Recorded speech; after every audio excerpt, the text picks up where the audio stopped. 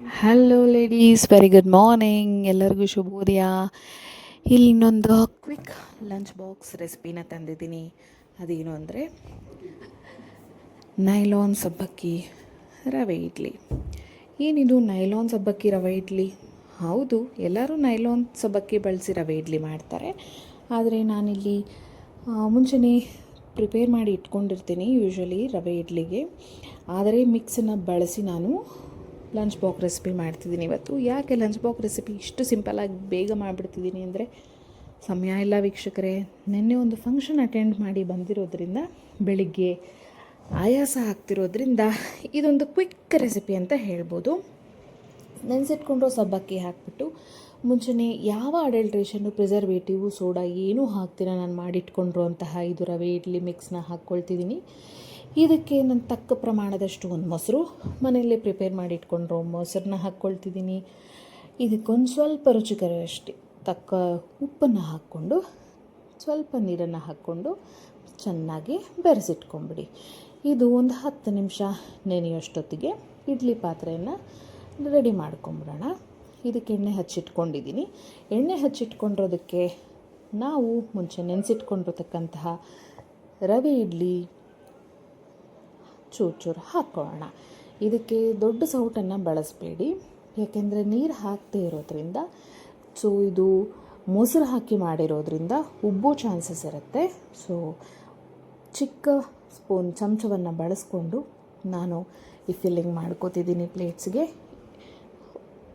ಮಕ್ಕಳಿಗೆ ಇದು ಒಂದು ಒಳ್ಳೆ ರೆಸಿಪಿ ಗೃಹಿಣಿಯರೇ.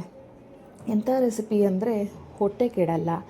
ಒಂದು ವೇಳೆ ಹೊಟ್ಟೆ ಕೆಟ್ಟಾಗಿ ಆರಾಮಾಗಿ ಒಂದು ಸಿಂಪಲ್ ಚಟ್ನಿ ಜೊತೆ ಇದು ಮುಗಿದು ಹೋಗುತ್ತೆ.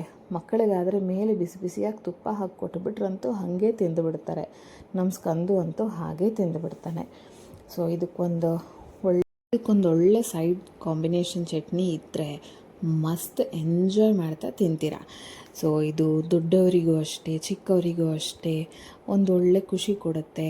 ಮಾಡೋದನ್ನು ಯಾವತ್ತೂ ಖುಷಿಯಾಗಿ ಮಾಡೋದು ಇಷ್ಟೇ ಆದರೂ ತಿನ್ನಬೇಕಾದ್ರೆ ಇಷ್ಟು ಖುಷಿಯನ್ನು ಕೊಡುತ್ತೆ. ಮಾಡಬೇಕಾದ್ರೆ ಸಂತೋಷವಾಗಿ ಮಾಡಿ, ಏನನ್ನೂ ಯೋಚನೆ ಮಾಡ್ದಿರ ಮಾಡಿ. ಆರೋಗ್ಯ ಅಡುಗೆ ಒಂದು ಯಜ್ಞ ಮಾಡ್ದಂಗೆ. ಖುಷಿಯಾಗಿ ಮಾಡಿ. ಇದು ಇವಾಗ ತಯಾರಾಗಿದೆ, ಬೇಯಕ್ಕಿಡೋಣ ಬನ್ನಿ. ಇದನ್ನು ಬೇಯ್ತಾ ಯೋಚನೆ ಮಾಡಿ ಇದಕ್ಕೆ ಏನು ಬೇಕು ಅಂತ ಸೈಡ್ಸು ಚಟ್ನಿ ಕೂಡ ಸಿದ್ಧತೆ ಮಾಡ್ಕೊಂಬಿಟ್ಟಿದ್ದೀನಿ. ಇದು ಚೆನ್ನಾಗಿ ಬೆಂದಿದೆ. ಇವಾಗ ನಮ್ಮ ಸ್ಕಂದು ಟಿಫಿನ್ ಬಾಕ್ಸ್ ರೆಡಿ ಮಾಡೋದು ಒಂದೇ ಬಾಕಿ. ಇದಕ್ಕೊಂಚೂರು ಬಟ್ಲ ಕುಡಿಯೋ ನೀರಲ್ಲಿ ಒಂದು ಚೂಪಾಗಿರೋ ಚಮಚವನ್ನು ತಗೊಳ್ಳಿ. ಅಂಟ್ಕೊಳ್ದೀರ ನೀಟಾಗಿ ತೆಗಿಬೋದು.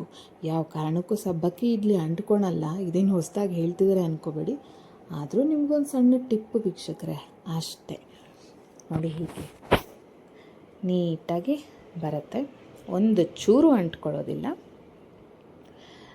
ಈ ಥರ ಒಂದು ಸಣ್ಣ ಪುಟ್ಟ ರೆಸಿಪೀಸ್ನ ಫಾಲೋ ಮಾಡೋದಕ್ಕೆ ನನ್ನ ಚಾನಲ್ ದತ್ತ ಕ್ರಿಯೇಟಿವ್ ವಿಷುಯಲ್ಸ್. ನಿಮಗೆ ಹುಡುಕೋಕ್ಕಾಗಲಿಲ್ಲ ಅಂದರೆ ASS² ವಿಷುಯಲ್ಸ್ ಅಂತ ಟೈಪ್ ಮಾಡಿ ಹುಡುಕಿ ಕಮೆಂಟ್ ಸೆಕ್ಷನಲ್ಲಿ ಕಮೆಂಟ್ಸ್ ಮಾಡಿ. ಏನೇ ಸಜೆಷನ್ಸ್ ಕೊಡೋದಾದರೂ, ಟಿಪ್ಸ್ ಕೊಡೋದಾದರೂ ದಯವಿಟ್ಟು ಕೊಡಿ. ನಾನು ಅದನ್ನು ಸ್ವೀಕರಿಸ್ತೀನಿ. ಏನೇ ಬದಲಾವಣೆ ಮಾಡ್ಕೊಳ್ಳೋದಾದರೂ ಖಂಡಿತ ಮಾಡ್ಕೊಳ್ಳೋಣ. ನೀವು ನಮ್ಮ ಸ್ನೇಹಿತರೆ, ನಾನು ನಿಮ್ಮ ಸ್ನೇಹಿತನೇ.